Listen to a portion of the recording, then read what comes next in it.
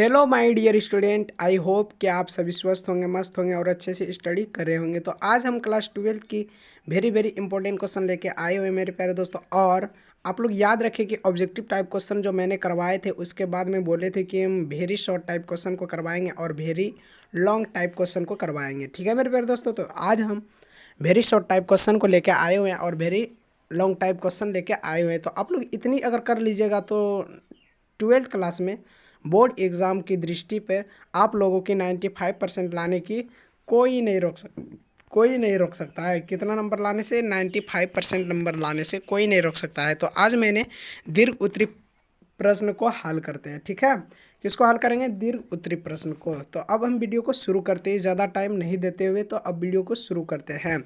तो आप लोग सिर्फ अंत तक बने रहिएगा। अगर आप लोगों तक वीडियो पहुंच चुके हैं तो आप लोग ज़रूर एक बार अपनी दोस्तों को भी शेयर कर दीजिएगा और साथ में अंतिम में एक बार ज़रूर प्यारा सा कमेंट कीजिएगा कि आप लोगों को वीडियो कैसा लगा। ठीक है मेरे प्यारे दोस्तों, तो अब मैंने वीडियो शुरू करते हैं। तो अब यहाँ दिया हुआ है क्वेश्चन में कि कूलाम का नियम क्या है, कूलाम का नियम क्या है और इसकी सीमाएं लिखिए। कूलाम का नियम क्या है और इसकी सीमाएं लिखिए। तो मेरे प्यारे दोस्तों, इसमें ध्यान आप लोग दीजिएगा कि कूलाम के नियम क्या है और इसकी सीमाएं क्या है। तो कूलाम के नियम अगर बोलेगा क्या है तो हम नहीं बोलेंगे, क्या आप लोग बोलेंगे मेरे प्यारे दोस्तों कि कूलाम के नियम, इसको बोलेंगे सर इस नियम के अनुसार दो स्थिर बिंदु आवेशों के बीच आकर्षण या प्रतिकर्षण बल दोनों आवेशों के परिणाम के गुणनफल के समानुपाती तथा उनके बीच की दूरी वर्ग के व्युत्क्रमानुपाती होती है तथा दिशा दोनों आवेश से जुड़ने वाली रेखा के अनुदिश होती है। यानी कूलाम के नियम को आप लोगों के लिए स्पष्टता हो गई है।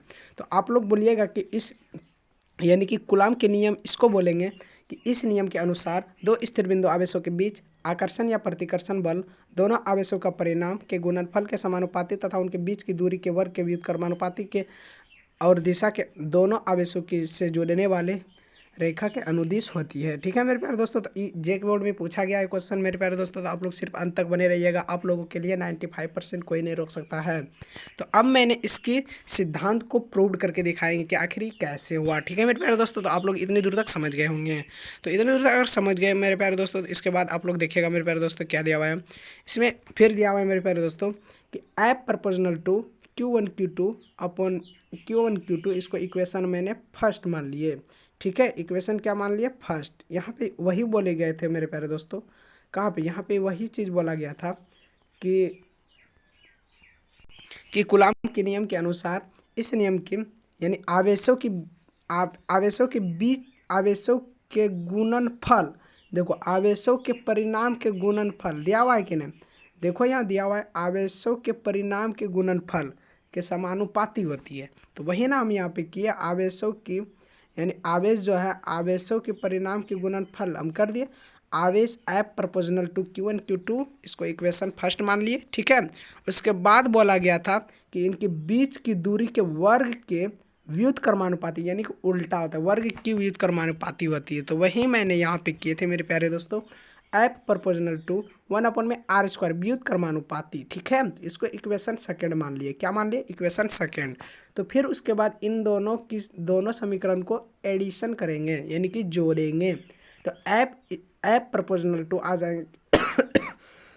सॉरी स्टूडेंट, थोड़ी सी खांसी हो चुका है ना, तो आप लोगों के लिए वीडियो तो प्रोवाइड कराना ही है, तो हमको थोड़ी सी प्रॉब्लम होते हैं। तो मेरे प्यारे दोस्तों फिर आप लोग ध्यान दीजिएगा, यहाँ पे एप इज इक्वल टू आ जाएंगे के, यानी के एक नियतांक है। क्या है? के एक नियतांक है। तो Q1 और Q2 अपॉन में r², यानी कि Q1 और Q2 और इंटू में आ जाएंगे क्या? 1/में r²। जब इन दोनों को सोल्यूशन करेंगे Q1 Q2 अपन r² नहीं आएंगे। तो मैंने जानते यहाँ पे प्यारे दोस्तों, क्या यहाँ पे आप लोग जानते होंगे कि के इज इक्वल टू के एक नियतांक है। ठीक है, के क्या है? एक नियतांक है, जो कि मैंने यहाँ पे बोलेंगे कि के एक नियतांक है और के की मान होता है 1/4 एप्सिलॉन नॉट। ठीक है, तो आप लोगों को मैंने लिखाए थे कि के एक नियतांक है जिसकी मान होता है 1/4 एप्सिलॉन नॉट। अगर जिस बच्चों को आप लोगों को अगर याद होगा और मेरी क्लास इनकी पहले वाली लेक्चर को देखे होंगे तो आप लोगों को पता होगा। ठीक है मेरे प्यारे दोस्तों, तो आप लोग ज़रूर इन सभी क्वेश्चन को तैयार कर लीजिएगा। फिर उसके बाद यहाँ आप लोग ध्यान दीजिएगा कि एफ इज इक्वल टू के इंटू Q1 Q2 अपन r²। तो के की मान यहाँ पे मैंने पुट कर दिया, के नहीं, एफ इज इक्वल टू के स्थान पे 1/4 क्योंकि हम जानते हैं के बराबर होता है 1/4। फिर Q1 Q2 अपन में आर स्क्वायर। ठीक है, तो इसके हम मैंने सिद्धांत लिखे, अब इसकी सीमाएं लिखते हैं, यानी कि सीमाएं होती क्या, प्रॉपर्टीज। तो इसकी सीमाएं को हम लोग अब देखेंगे। ठीक है, इसकी सीमाएं होती है मेरे प्यारे दोस्तों कि यह नियम केवल स्थिर आवेशों के लिए ही सत्य हैं, यानी गतिशील आवेशों के लिए नहीं, यानी सिर्फ स्थिर आवेशों के लिए यह नियम सत्य है। ठीक है, फिर उसके बाद दूसरा नंबर दिया हुआ है, यह नियम केवल बिंदु आवेशों के लिए सत्य है, यानी कि बिंदु आवेश यानी कि पॉइंट के दृष्टि पे यह आवेश सत्य है। ठीक है, 2 बिंदु ले गए, उसके बाद ही मैंने इनको सॉल्यूशन कर सकते हैं। ठीक है, फिर उसके बाद दिया हुआ है मेरे प्यारे दोस्तों कि 10⁻−15 मीटर से कम दूरी पर यह नियम लागू नहीं होता है, यानी कि 10⁻−15 मीटर से कम दूरी पर यह नियम लागू नहीं होता है। और यह नियम केवल बड़ी दूरियों के लिए सत्य है। क्या, बड़ी दूरियों के लिए, यहाँ से नहीं बेसी तो 10⁻−15 मीटर की दूरी तक आप लोगों के लिए यह बातें सत्य होंगे।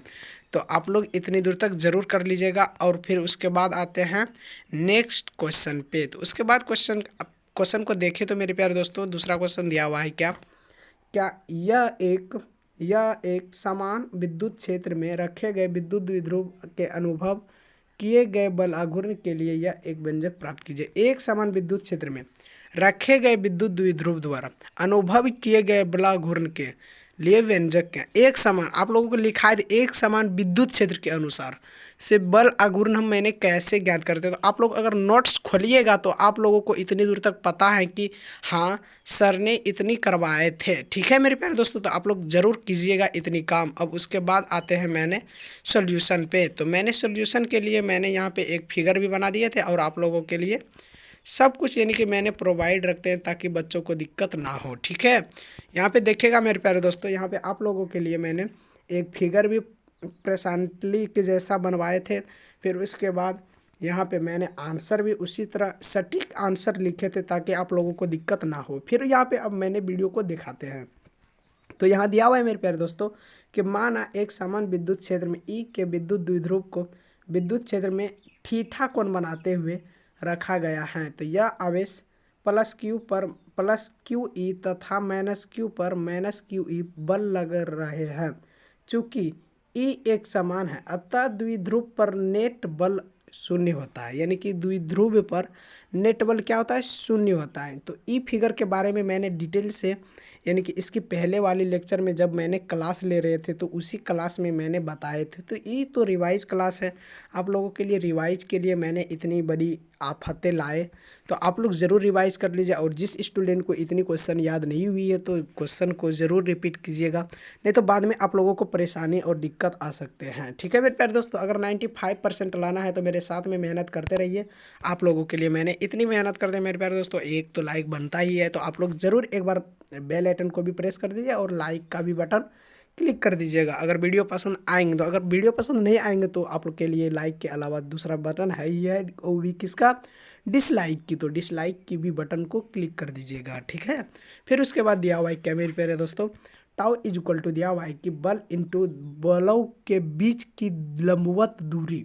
तो यहाँ पे देखें तो टाउ इज इक्वल टू आएंगे एफ, बल क्या, एफ बल तो एफ है ना, इंटू में 2a sin थीटा, यानी कि बलों के बीच की लंबवत दूरी, यानी कि बलों के बीच की लंबवत दूरी यही है ना, लंबवत दूरी क्या था, 2a sin थीटा। ठीक है, 2a sin थीटा। तो यहाँ पे 2a sin थीटा ई कैसे आता था, ई भी निकालने सिखाए थे, यानी कि जब क्लास ले रहे थे। तो ये तो रिवाइज क्लास है, एक प्रकार से यह रिवाइज क्लास है।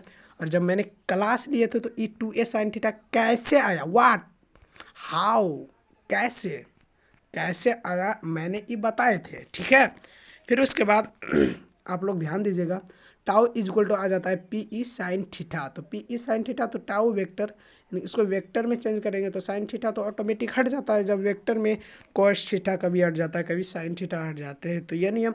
और जब वेक्टर को हटाएंगे तब साइन थीटा आ जाएंगे फिर।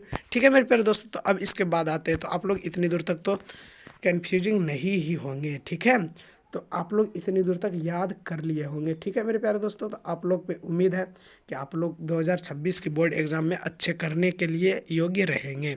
तो अब आते हैं नेक्स्ट क्वेश्चन पे। नेक्स्ट प्रश्न क्या दिया है मेरे प्यारे दोस्तों, तो आप लोग देखिएगा। यहाँ नेक्स्ट प्रश्न था विद्युत क्षेत्र रेखाएं का गुण लिखिए। विद्युत क्षेत्र रेखाएं का आप लोगों को गुण भी लिखाए थे, और गुण वेरी वेरी इंपॉर्टेंट के साथ में लिखाए थे, और फाइव गुण को यानी 5 प्रॉपर्टीज ऑफ इलेक्ट्रिक फील्ड का तो लिख ही लेना है। ठीक है मेरे प्यारे दोस्तों, तो नहीं तो बाद में फिर आप लोगों को दिक्कत हो सकते हैं। ठीक है मेरे प्यारे दोस्तों, उसके बाद आप लोगों को यहाँ पे देखिएगा विद्युत क्षेत्र रेखाएं के गुण क्या होता है।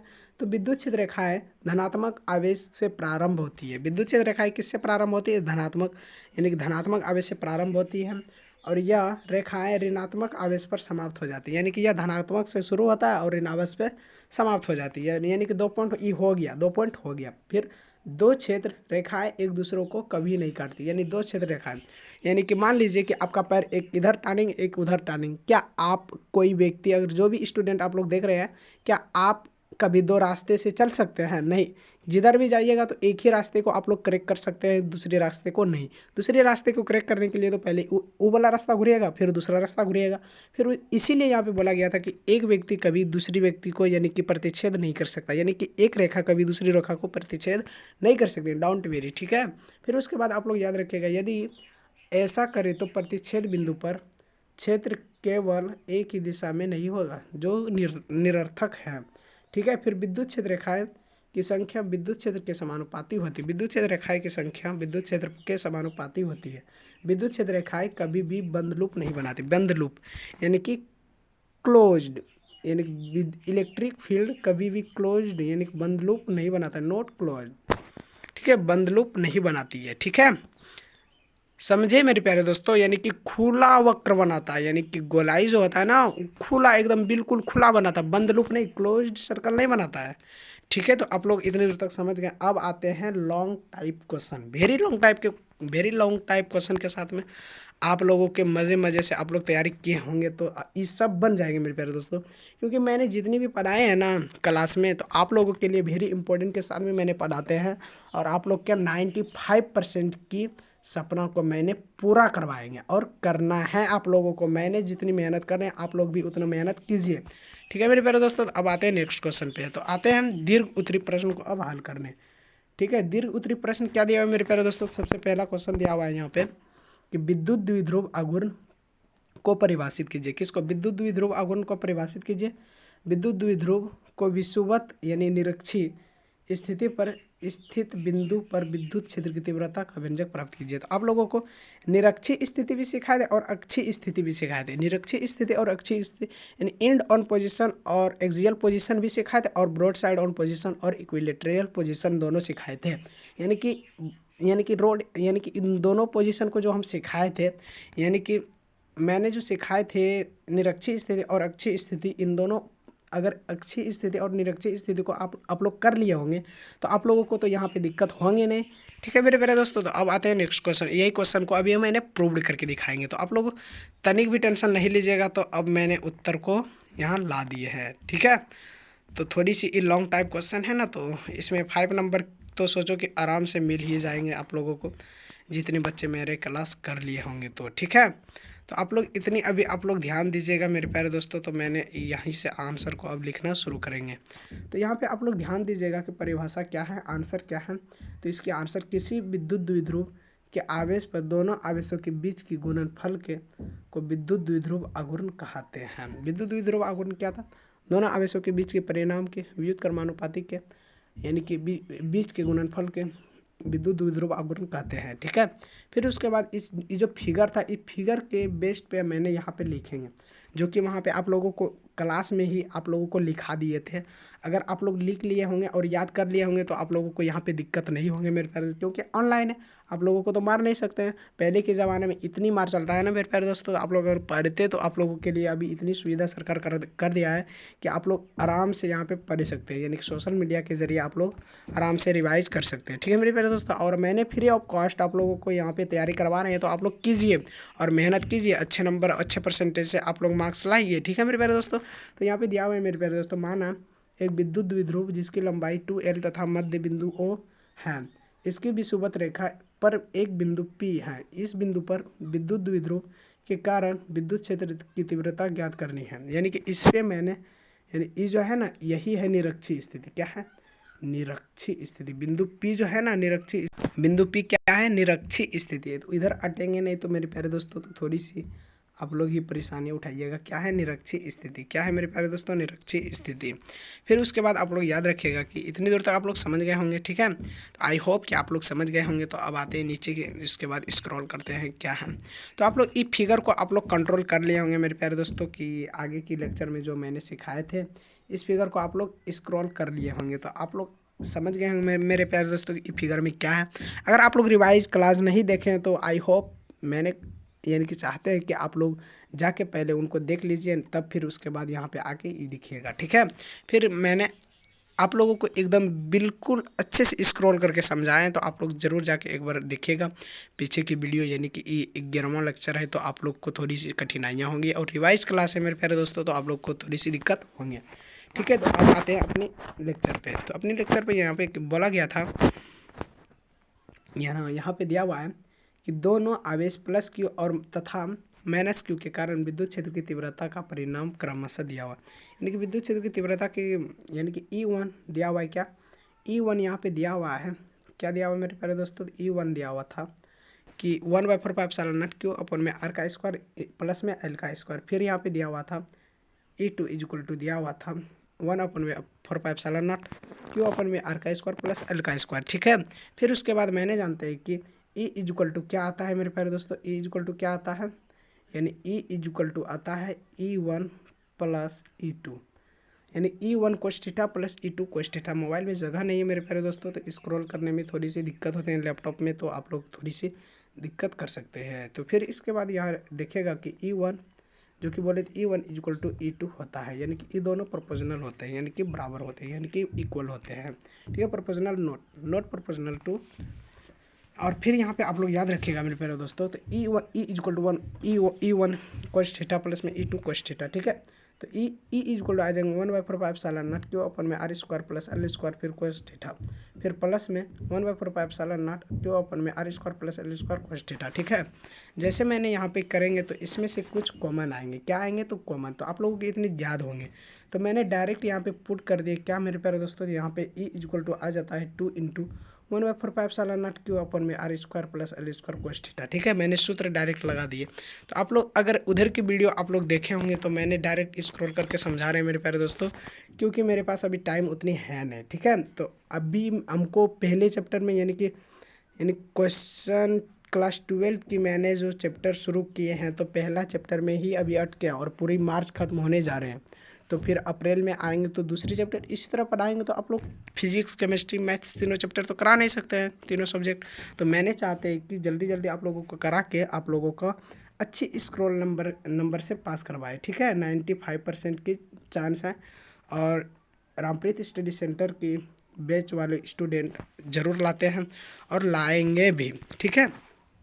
फिर उसके बाद E इक्वल टू 1/4πε0 2 क्यू अपन में R square plus L square, फिर 1/L अपन में रूट में R square plus L square आता है। तो कोस थीटा बराबर इतनी मान होता है। क्या? 1 अपन में R square plus L square होता है, ठीक है। तो E equal to 1/4πε0 2 Q L अपन में R square plus L square अपन में 3/2, ठीक है।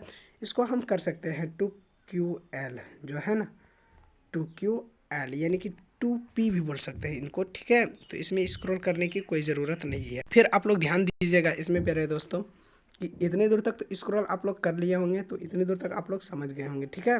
तो आप लोग को तनिक भी इसमें दिक्कत नहीं होंगे। तो आप लोग याद रखिएगा, यहाँ पे बोलेंगे, यहाँ पे ध्यान देने वाली बात यह था कि R लेस देन, यानी कि R लेस देन L, यानी कि L से क्या है? बड़ा है R की मान। तो L को मैंने क्या मानेंगे? L equal to 0। L को मैंने 0 यहाँ पे मानेंगे तो उसकी यानी कि छोटी न्यूनतम मान आ जाएंगे। क्या मेरे प्यारे दोस्तों? तो आप लोग छोटी न्यूनतम मान को यहाँ देख सकते हैं। जैसे मैंने वहाँ स्क्रॉल किए तो मेरी यानी कि L की मान जैसे यहाँ पुट किए तो मेरा आंसर यहाँ निकल के आ गया ये चीज़, ठीक है। तो आप लोग, आई होप कि आप लोग इतने दूर तक समझ गए होंगे और कहीं डाउट नहीं होंगे। और अगर डाउट होंगे तो पहले मेरा यानी कि जो लॉन्ग टाइप क्वेश्चन यानी कि उधर मैंने क्लास जब ले रहे थे तो उस क्लास में आप लोग जुड़िए और समझिए, तब इसके बाद ई वाले लेक्चर को आके देखिएगा 11th नंबर लेक्चर को, ठीक है। अब आते हैं नेक्स्ट नंबर क्वेश्चन पे। क्या दिया है मेरे प्यारे दोस्तों, ये तो एक रिवाइज क्लास है और अंतिम क्वेश्चन है मेरे प्यारे दोस्तों, तो आप लोग सिर्फ अंत तक बने रहिएगा और मौका की फ़ायदा उठाते रहिएगा, ठीक है।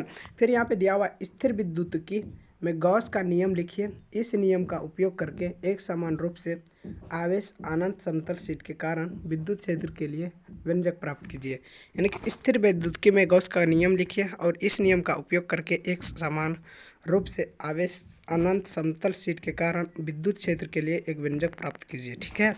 फिर इसके बाद अगर व्यंजक प्राप्त करें तो एकदम बिल्कुल इजी वास है, तो इजी है तो इनको कर ही देते हैं पहले। तो इसमें बोला गया गॉस के नियम के अनुसार बंद पृष्ठ से गुजरने वाले कुल फ्लक्स उस पृष्ठ के उपस्थित में कुल आवेश Q का 1/ε0 गुना होता है, अर्थात phi E equal to Q अपन में ε0 होता है। यानी कि ये क्या है, गॉस के नियम है, phi E equal to Q अपन में ε0, ठीक है। अब इसकी व्युत्पत्ति को देखते हैं, इनकी व्युत्पत्ति कैसे हुई है, ठीक है मेरे प्यारे दोस्तों। तो इन फिगर को आप लोग समझ गए होंगे, आई होप कि आप लोग इन फिगर को समझ गए होंगे, क्योंकि मैंने जब क्लास ले रहे थे तो इस समझ गए थे, तो हम कई बार बोल दिए कि इस क्लास में आप लोग जुड़े थे तो आप लोग समझेंगे, अगर नहीं जुड़े होंगे तो नहीं समझेंगे मेरे प्यारे दोस्तों। सिंपल सी बात है, आप लोग जाके पहले डिस्क्रिप्शन बॉक्स में आप लोग जाइए और प्ले लिस्ट वाले पे क्लिक कीजिए और प्ले लिस्ट वाले में आप लोग जाके विद्युत आवेश तथा क्षेत्र की चैप्टर को क्लिक कीजिए और फिर उसके बाद एक एक करके स्टार्टिंग से देके अंत तक और आप लोग जुड़े रहिए और उनको पहले याद कीजिए, फिर उसके बाद रिवाइज क्लास को क्लिक कीजिएगा, ठीक है। फिर यहाँ पे मान लीजिए किसी अनंत समतल चादर का एक समान पृष्ठ आवेश धनत्व यानी सिग्मा चादर का विभवांतर अनंत r दूरी पर स्थित है। बिंदु P पर विद्युत क्षेत्र की तीव्रता ज्ञात करनी है। बिंदु P पर विद्युत क्षेत्र की तीव्रता ज्ञात कर दी। गॉसियन पृष्ठ के क्षेत्रफल अवयव में गुजरने वाले विद्युत flux d phi E equal to E into d A cos theta, ठीक है, तथा संपूर्ण गॉसियन पृष्ठ से गुजरने वाला विद्युत फ्लक्स क्या होंगे, ठीक। तो फिर उसके बाद यहाँ पे मैंने जब यहाँ पे सॉल्यूशन किया मेरे प्यारे दोस्तों, तो यहाँ पे हमको फाई ई इक्वल टू आता है क्या, यानी इसको ऐसे इसको बोलेंगे समाकलन, समाकलन, ठीक है। इसको फर्स्ट मानेंगे, इसको सेकंड, इसको थर्ड, ठीक है। या तो S1 S2 S3 ऐसे भी कर सकते हैं, या तो 1 2 3 ऐसे भी कर सकते हैं, या तो P1 P2 P3 यानी किसी भी अल्फ़ाबेट के साथ में भी आप लोग कर सकते हैं, ठीक है। फिर उसके बाद कोस 0 डिग्री के बाद क्या होता है, क्या होता है मेरे प्यारे दोस्तों, कोस 0 डिग्री के बाद तो मैंने जानते हैं कि कोस 0 डिग्री के मान 1 होता है, तो यहाँ पे लिख दिए, फिर यहाँ लिख दिए। और कोस 90 डिग्री के मान क्या होता है 0, तो इसके मान 0 डिग्री। फिर यहाँ फाई ई इक्वल टू ई दोनों तो जुटेंगे तो टू समाकलन ई डी ए आ जाएंगे।